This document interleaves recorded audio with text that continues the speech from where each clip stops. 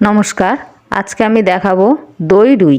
প্রথমে এখানে আমি নিয়ে নিয়েছি মাছ, পেঁয়াজ কুচি, আদা, রসুন, কাঁচা লঙ্কা, পোস্ত, কাজু, কিশমিশ, কারিপাতা, ধনেপাতা। প্রথমে কড়াইতে তেল দিয়ে নুন হলুদ মাখানো কাঁচা মাছগুলো আমি ভেজে নিয়েছি। এখানে ভাজার পরে এগুলোকে আমি তুলে নিয়েছি। এবার ওই তেলেই আমি গোটা গরম মশলা, কারি পাতা, তেজপাতা, গোটা জিরে, পেঁয়াজ কুচি দিয়ে ভালো করে আমি নেড়ে নিয়েছি। এরপরে আমি এখানে আদা রসুন কাঁচা লঙ্কা পেস্টটাও দিয়ে দিয়েছি, সামান্য নুন দিয়ে দিয়েছি।